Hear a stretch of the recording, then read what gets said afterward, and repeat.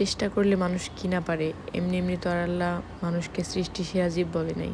Hello everyone, আসসালামু আলাইকুম। নাড়ু বানাবো বলে নারকেল আম্মুর কাছ থেকে কেটে একদম প্রসেস করে নিয়ে আসছি। তারপর প্যানের মধ্যে সেই নারকেল কুড়ানো নিয়ে তার মধ্যে চিনি, পরিমাণ মতো লবণ। চিনির পরিমাণটা আমি একটু কম দিয়েছি কারণ আমি এখানে গুড় ইউজ করব, কুসুরের গুড়। আম্মু বলল যে কুসুরের গুড় দিয়ে বানালে নাকি নারকেল নাড়ু খুব ভালো হয়। তারপর আমি কুসুরের গুড়টা যদিও চিনতাম না, তারপর হৃদয়কে বলার পর হৃদয় নিয়ে আসছে। এর মধ্যে দিয়ে দিলাম ভেজে রাখা তিল। আমি এখানে সাদা তিল ব্যবহার করেছি।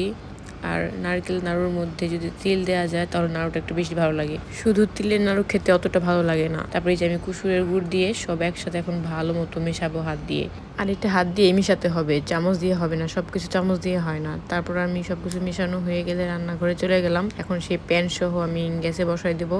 তারপর এটা এখন একদম আস্তে আস্তে লো হিটে রান্না করতে হবে। হিট বেশি দেওয়া থাকলে নিচ দিয়ে লেগে যাবে আর খেতে ভালো লাগবে না। এটাকে ততক্ষণ পর্যন্ত রান্না করতে হবে যতক্ষণ না একটার কালার পরিবর্তন হয়ে যে ব্রাউন কালার হয়ে আসে। তারপর আপনি বুঝতেই পারবেন যেটার গায়ে একদম লেগে যাচ্ছে, তার মানে এটা হয়ে গেছে। আর আপনি চেক করার জন্য হাতে নিয়ে একটু রাউন্ড শেপ করে দেখতে পারেন, তাহলেই বুঝতে পারবেন। তারপর এটা গরম থাকা অবস্থায় আপনাকে নাড়ু বানাতে হবে। যদি আপনি ভাবেন যে ঠান্ডা করে তারপর বানাবেন তাহলে নাড়ু আর হবে না। তারপর আমি আর হৃদয় বসে পড়লাম নাড়ু বানানোর জন্য।